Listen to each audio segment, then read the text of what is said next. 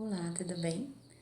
Hoje eu vim falar sobre um assunto que é muito difícil e que a maioria das pessoas não gosta de conversar sobre e às vezes não quer nem pensar sobre, tá? Mas que é muito importante a gente pensar e conversar justamente para proteger nossos filhos, tá bom? E esse assunto é sobre a violência sexual, tá? O dia 18 de maio é um dia que a gente usa, né? Um dia tido como Dia Nacional do Combate ao Abuso e à Exploração Sexual, tá? Esse dia já existe há muito tempo e ele faz alusão a um crime que aconteceu lá em 1973, tá? Então, há muito tempo atrás, de uma menina de 8 anos de idade que acabou sendo abusada e depois acabou falecendo, tá? E quem fez isso foram pessoas da família dela. Foi um crime que chocou bastante na época e ele acabou servindo como um início ali, né, para que a gente pudesse falar sobre esse tema, para que a gente pudesse fazer essas campanhas de prevenção, tá bom? Eu queria trazer um pouquinho sobre os dados, sobre por que é tão importante falar sobre isso, tá bom? E também falar um pouquinho da minha experiência com o Arthur, meu filho, tá? Em relação à prevenção, em relação a como a gente pode fazer para prevenir que isso aconteça, tá bom? Eu vou pegar uma colinha aqui para lembrar dos dados, tá? Então, assim, existe um anuário que chama Anuário Brasileiro de Segurança Pública, tá? E o último que saiu, ele traz dados de 2019 e 2020, tá bom? Nesse anuário, eles colocam um número que chama atenção, que existe um número de um abuso a cada 8 minutos no Brasil. Então, assim, é muita coisa, né? Isso considerando já crianças e adultos, tá? De todas as pessoas que prestam queixa, né, e que isso chega a esses números que a gente tem, 57,9% são crianças até 13 anos de idade, tá? Então, assim, é uma coisa que a gente não acha que é tão prevalente se ninguém conta pra gente, né? E eu já vou falar por que também, tá bom? Desse tanto de gente, né, dessa tanto de crianças até 13 anos de idade que sofre abuso de alguma forma, 11,2% são crianças de 0 a 4 anos. Então, isso é algo que justifica a gente começar a pensar nisso realmente desde quando a criança nasce, desde quando a criança é pequenininha, tá? Nós temos uma certa dificuldade de falar sobre o assunto, principalmente com as crianças, tá bom? Isso é cultural mesmo, é difícil falar sobre isso. Todo mundo sabe, né? Quando a criança começa a perguntar de onde eu vim, como que eu nasci, os pais costumam ficar meio desembaraçados, não sabem dizer direito o que responder, tá? Então, assim, é bom a gente saber que a gente precisa sim falar sobre essas coisas com os nossos filhos, tá bom? Até para prevenção, tá? Só continuar um pouquinho dos dados. Nos meninos o pico é na infância, então os 4 anos é o pico, mais um motivo para a gente falar desde pequenininho, né? Para a gente ensinar. E nas meninas o pico é na adolescência, lá com 13 anos de idade, tá bom? Então, aquela coisa de que a gente acha que abuso só acontece nos adultos, na mulher que saiu andar na rua, que esse tipo de coisa, na verdade não é assim a realidade, tá? E mais um dado que é muito interessante, que é realidade mesmo, que a gente vê na prática, tá? É que 84,1% desses abusos aconteceram com autores conhecidos. Então, isso é uma coisa que a gente vê muito na prática. Existe uma crença de que o abusador é alguém mal, né? Como falar com meu filho, um vilão que vai chegar e vai procurar a criança, vai procurar a mulher ou o homem, né? E na verdade, na maioria das vezes, o abusador está dentro da própria casa. São pessoas que as crianças confiam muito, tá? Isso vem por quê? Porque a criança não entende o que é um abuso, não tem como ela entender, né? Para a criança, muitas vezes o abuso passa como um carinho. Então, é uma pessoa que ela confia muito e que começa a fazer movimentos com essa criança que ela não entende, ela não compreende por que isso está acontecendo, mas ela confia demais nessa pessoa. E isso leva a duas coisas. A primeira coisa é que o abuso costuma ser crônico, é uma coisa que acontece várias vezes. Difícil uma criança chegar e contar pra gente direto o que aconteceu, até porque ela não consegue compreender o que era aquilo, tá? Então isso é um dos fatores do abuso que acontece dentro de casa, tá bom? E a segunda coisa é que geralmente essa criança, o abusador, né, dessa criança, ele faz de um jeito que faz com que a criança se sinta culpada. Ela realmente não entende que aquilo é uma violência que ela está sofrendo. Ela realmente olha para ela como ela sendo culpada. Isso faz com que ela não conte e a gente não fique sabendo dos números. Então, esses números que eu estou passando, né, que eu vi, né, nesse anuário, na verdade são muito maiores. Se a gente for pensar que a maioria dos casos, na maioria dos casos, a gente não fica sabendo, tá bom? Então, assim, é muito importante a gente pensar em como a gente vai prevenir. Depois que aconteceu, é claro, a gente vai ter alguns processos e alguns atendimentos para fazer, tá? Mas a gente precisa muito pensar em como prevenir, tá bom? E eu queria compartilhar mesmo com vocês a minha experiência em relação a isso.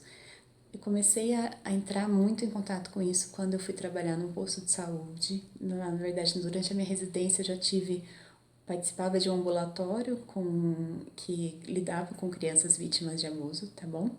E quando eu fui trabalhar num posto de saúde, os casos começaram a chegar com muita frequência. Era assim, basicamente pelo menos um por mês que eu atendia dentro daquela unidade pequena, tá bom? De crianças vítimas de abuso. E eu percebia que assim, era sempre muito difícil para a família conversar, para a criança dizer. Como são pessoas que são da convivência da família, que são da confiança da família, é muito difícil também que a própria família entenda o que aconteceu e aceite o que aconteceu, né? A gente sempre fala, a gente nunca vai desconfiar do que uma criança está dizendo quando ela conta, né, o que aconteceu. Mas para a família é muito difícil, são situações muito complicadas. São pais, são tios, são avós, são avós, são madrinhas que têm esse comportamento de abuso e que são próximos demais da criança, tá? Por conta disso, para a gente prevenir que isso aconteça, a gente precisa desde o comecinho ensinar a criança o que é que ela que pode, o que é que não pode. Assim como a gente ensina várias coisas, né? Não pode subir no poste, não pode pegar essa faca, não pode isso, não pode aquilo. Nós como pais, ensinamos os nossos filhos o que pode, o que não pode, o que é perigoso, o que não é perigoso, tá? E quando chega nessa hora, nessa parte, né, da sexualidade, a gente costuma dar uma brecada, a gente não quer falar muito sobre isso, tá? Então eu vou contar um pouquinho para vocês sobre como a gente faz isso desde bebezinho, tá bom? E como é legal a gente continuar isso, porque é importante a gente continuar, tá? Então, desde bebezinho, o que é legal a gente já conversando com o bebê, mas que não entenda. Cada vez que a gente vai abrir para trocar fralda, que a gente vai dar banho no bebê, é legal que a gente vá conversando. Então, olha, mamãe vai trocar a fralda. Olha, vou passar o sabonete, tá? Dando nomes às partes íntimas e às partes da criança. Então, olha, esse aqui é sua orelhinha, esse aqui é seu narizinho, essa aqui é sua mama, essa aqui é sua vulva, esse aqui é seu pênis. Pode falar. Ou se achar melhor falar de outro nome na casa de vocês, acha melhor falar, esse é o pipi, essa é a pepeca, também pode falar. Mas o importante é que a criança vai entendendo esses nomes. Então, quando é muito pequenininho, né, até lá mais ou menos os 2 aninhos de idade, a gente nomeia as coisas, a gente diz para a criança como elas chamam, porque se a criança entende o que é aquilo, como chama aquilo, é mais fácil depois a gente conseguir explicar por que não pode fazer algo com aquilo, por que não pode mostrar, tá? Então, nesse comecinho, nesses primeiros anos, é legal a gente ir nomeando e dizendo, olha, agora, e sempre pedindo a permissão mesmo para a criança, para que ela vá se acostumando com isso. Então, Quando é muito pequenininho, eles não vão conseguir, mas a partir de 1 ano, 2 aninhos de idade, a criança já consegue dizer se quer ou se não quer, se pode ou se não pode, né? 1 aninho e meio por aí, eles já falam não, não, não para tudo. É muito, muito engraçado até. Então é bom que a gente realmente vá conversando com eles. Posso abrir a sua fralda? Posso mexer no seu pipi? Posso limpar o seu bumbum? Tá? Isso dá à criança a sensação e a noção de que ela precisa permitir que alguém mexa nessas partes íntimas, tá? Tem um livro muito legal para essa fase, que é o Pipo e Fifi para bebês. Ele é um livro bem pequenininho, tá bom? Mas ele é justamente sobre isso, é só sobre como a gente vai dar os nomes e pedir para que a criança deixe a gente mexer, tá? E ensinando a criança também o quem pode e quem não pode. Então, a mamãe e papai podem, né? Então, a criança vai saber em quem ela pode confiar, tá bom? A gente vai passar depois para uma fase dos porquês da criança que já começa a ficar maior e começa a perguntar as coisas. Então, assim, já é uma fase a partir lá dos 3, 4 aninhos de idade em que ela começa a reconhecer as próprias partes do corpo. Ela tem mais contato com outras crianças e começa a ver as diferenças. É super legal essa fase. Ela começa a entender, ela descobre que ela tem uma parte íntima, né? Então, os menininhos descobrem o pipi, as menininhas descobrem a pepeca e elas começam até a mexer ali para realmente entender o que é aquilo. É uma parte diferente do corpinho delas que elas estão descobrindo, tá?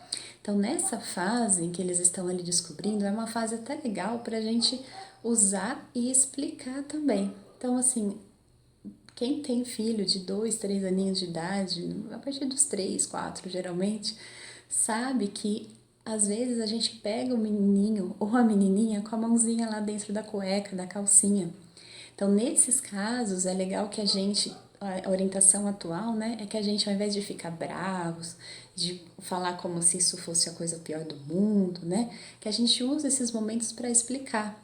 Olha, eu tô vendo que você descobriu o seu pipi, eu tô vendo que você descobriu a sua pepeca. Essas são partes íntimas de você, sabe? Explica para a criança. Essa é uma parte íntima. O que quer dizer parte íntima? É a parte que a gente fica guardadinho, fica lá dentro da cuequinha, fica lá dentro da calcinha, tá? Você pode mexer, mas pode mexer só em casa, só quando a mamãe estiver perto. Não faça isso perto de um estranho, perto de, né, fora de casa. Então a criança já vai entendendo que ela tem partes do corpinho dela que não é legal que ela fique mostrando, que não é legal que ela fique mexendo ali na frente de outras pessoas, de desconhecidos, tá? Então, a partir ali dos 3, 4 aninhos, a gente já consegue fazer isso. E, de novo, nomeando sempre. Então, assim, sempre dizendo para a criança o nome de cada parte, tá? É legal a gente dar os nomes para que não vire um tabu, sabe? Eu não vou falar sobre isso. Aí chega na adolescência aquele desespero, a gente não consegue falar sobre nada com os adolescentes, tá?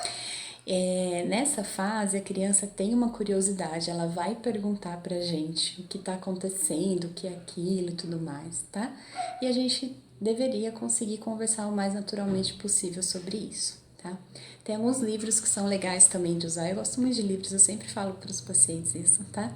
Mas tem alguns livros que são legais para essa fase. Tem o Pipo e Fifi, que é para os maiores, tá? Maiores de 3, 4 aninhos de idade, tá bom? Aí eu acho que vai muito depender da sua realidade, de quão confortável você como pai está de conversar sobre esses assuntos, tá bom? E no PIP e no AFIF, a gente tem uma coisa super legal que é o toque do sim e o toque do não. Então, é como é que a gente vai ensinar aos nossos filhos o que é um toque legal e o que é um toque não legal. Então, ele fala um carinho da mamãe, dar as mãos para atravessar a rua, dançar com alguém, é o toque do sim, é o toque legal, né? Então, carinhos em segredos, alguém forçar você a sentar no colo, forçar a abraçar, forçar a dar beijinho, mexer nas partes íntimas, são os toque do não. Então, para a gente chegar no toque sim e no toque não, a criança tem que entender o que é uma parte íntima, senão a gente não consegue explicar para ela, né? Por isso que é tão importante a gente dar os nomes, tá? E é muito importante também, né, nessa fase, e é desde pequenininho, né, eu falei assim, dar abraço e beijinho, que a gente ensine a criança sobre a importância desse consentimento. Então, comum a gente ir na festa, aquele monte de gente, todo mundo queria abraçar, todo mundo queria beijar, todo mundo queria ficar perto das crianças, né? Mas a criança tem que ter o direito de dizer não. Então, assim, de repente chega um tio, alguém que ela não conhece, por exemplo, e a gente quer, né, que ela abrace, que ela beije. Se a criança diz não, o ideal é que a gente não force, para que ela realmente entenda que ela pode escolher, ela tem esse poder de escolha, tá? Devagarzinho, conforme ela vai pegando a intimidade, ela vai se soltando. Mas é legal, é um bom sinal quando a criança não quer ir com alguém, ou quando a criança não quer dar um beijo, não quer dar um abraço. É ruim se a gente fica forçando essas coisas, porque dá a sensação para a criança de que ela precisa fazer mesmo quando ela não quer. E isso, numa situação de abuso, pode piorar a situação, tá bom? Pode piorar as coisas. Outro livro legal para essa fase chama Meu Corpo, Meu Corpinho, que também é uma graça, são ilustrações assim lindas com bichinhos, tem elefantinho, tem coelhinho, tá? Que também vai na mesma pegada do Pipo e Fifi, no sentido de dizer sobre o respeito ao corpo, sobre a questão do que pode, do que não pode, tá bom? Então nessa fase aí, a partir dos 3, 4 anos já dá pra gente usar, tá bom? E tem mais um também que eu comprei, eu nem ia dar pro Arthur ver, pro meu filho ver agora, ele tem 3 aninhos, né? Mas ele encontrou aqui na biblioteca, acabou pegando, que chama Não Me Toca Seu Boboca, que também é um livro muito bonito, tem uma história de uma coelhinha que vai contar a história dela, tá bom? E ela diz que ela foi numa festinha que tinha um tio Pipoca e o tio Pipoca começou a passar a mãozinha na mão dele, na orelhinha dela, no pescocinho. E aí chega uma hora do livro que ela percebe que é o que estava acontecendo e ela começa a gritar, não me toca seu boboca. E o livro também vai nessa pegada de mostrar para a criança o que pode e o que não pode, tá bom? É um livro um pouquinho mais pesado, no sentido de que tem uma história, então ela conta um pouquinho essa história, tá? Mas eu fiquei impressionada de ver como o meu filho conseguiu entender a situação e como ele conseguiu repetir a situação. Então, ele consegue muitas vezes dizer, não me toca seu boboca. Então, às vezes a gente está lendo alguma coisa juntos, ele vê uma história diferente, aí ele fala, ela tem que falar, não me toca seu boboca, porque ele entendeu que quando alguém chega perto da gente de uma forma que a gente não gosta, a gente pode falar isso e a gente pode gritar isso, a gente pode contar isso para alguém, tá bom? Todos esses livros têm uma coisa legal que eles fazem com que a criança diga em quem ela confia. Então ela tem que dizer o nome de alguém que ela confia no final, para que ela consiga se referir, né? Ter uma pessoa de referência para contar se algo ruim acontecer, tá bom? Então, assim, lá pelos 3, 4 anos, esses livros são muito legais de trabalhar, tá? A partir dos 5, 6 aninhos de idade, quando as crianças começam realmente a questionar, né? De onde vêm os bebês, como isso acontece, que aí a gente entra ali na parte um pouco mais detalhada de como tudo isso acontece. Existe um livro também chamado Gogô, de onde vêm os bebês, tá? Esse é um livro que vai trazer um pouco mais de detalhes sobre como está acontecendo, sobre a relação sexual, como que se dá e tudo mais, tá bom? E aí é legal a gente realmente se deixar aberto, qual que é a nossa postura como pais, né? Desde lá o comecinho a gente mostrando sobre o consentimento, sobre a necessidade da criança dizer quando pode, quando não pode, né? Sobre quais são as partes íntimas, onde que a criança, o que alguém pode colocar a mão, o que alguém não pode colocar a mão de jeito nenhum, tá? Então, desde o comecinho a gente vai repetindo isso, tá? Quando vem essas dúvidas da criança, de onde vêm os bebês, como é que eu nasci e tudo mais, também tentar manter a maior tranquilidade, a maior naturalidade possível, tá? Pode pegar livros para ajudar a explicar, tá bom? Mas é legal sempre perguntar o que você acha, de onde você acha que vem. E as crianças geralmente têm alguma opinião. Então, a nossa função como pais aí é esclarecer as dúvidas. Isso vai levar a gente até a adolescência, tá? Porque aí a gente vai caminhando durante essas fases de amadurecimento da criança, em que ela vai se reconhecendo como menino, como menina, tendo relações entre amigos, tá bom? E aí lá no final, na adolescência, no final que eu digo dessa fase, né, de infância, adolescência, desenvolvimento, lá na adolescência começam a surgir as outras dúvidas em relação ao relacionamento, à sexualidade, né? E aí começam a surgir as grandes questões, né, de vida mesmo. Se a gente consegue, desde o comecinho, se colocar como um ponto de apoio, como alguém em quem a criança pode confiar, como alguém com quem ela não precisa ter vergonha de contar as coisas, quando chega na adolescência as coisas tendem a ser mais tranquilas, porque de novo ela vai ter você como referência para ela voltar para você e perguntar as coisas também, tá bom? É muito importante que a gente explique para as crianças esse tipo de coisa, tá? Por mais difícil que pareça para a gente, é muito importante a gente se colocar como referência para a criança.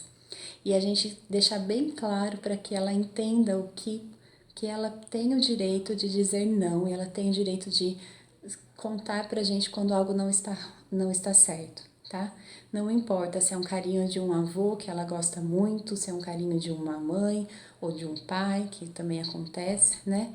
Mas se for de um jeito que não é legal, que saiu do esperado, do que ela tá acostumada, que não fez ela se sentir bem, ela precisa ter alguém para quem contar, tá bom? Que é assim que a gente faz para prevenir esse monte de casos que eu contei para vocês de abuso sexual infantil, que pode levar a consequências a longo prazo, tá? Que tem que ter acompanhamento, segmento a longo prazo, tá bom? De crianças que vão pensar nisso até quando são adultos, que vão resolver isso só lá na fase adulta, tá? E que isso vai levar a criança a um caminho que ela poderia ter evitado se a gente tivesse prevenido e se quando acontecer ela pudesse contar com alguém, contar para alguém, tá bom, gente? Então eu vim fazer esse vídeo para contar um pouquinho mesmo para vocês estratégias para a gente prevenir, tá bom? E contar essa experiência também que eu tenho tido com o meu filho de 3 anos, tá? Tá sendo muito interessante. Ele me faz perguntas que eu também não sei responder. E a gente vai conversando muito tranquilamente, vai papeando. Se você não sabe explicar, diga que não saiba, que você vai procurar, né? E procure e volte e explique. E vocês vão ver que é muito interessante ver esse crescimento e esse amadurecimento. E quando a criança entende mesmo o que é consentimento e o que não é, é algo que você fica mais tranquilo também, tá? Então, para mim, quando o meu filho diz, eu não quero abraçar você agora, e eu digo, então tá bom, tá tudo bem, para mim é um bom sinal, entende? Às vezes ele fala, eu não quero ficar perto de tal pessoa, então tudo bem, né? A gente e geralmente é uma coisa muito de momento, passa um pouquinho, ele já tá logo lá com aquela pessoa.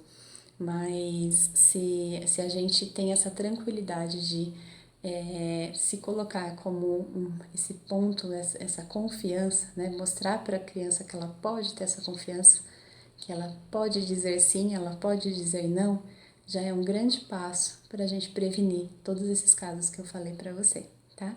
Só para fechar, eu falei de vários livros, para adolescente também tem um que chama Tuca e Juba, tá? Que também fala sobre consentimento e fala sobre as questões de sexualidade na adolescência.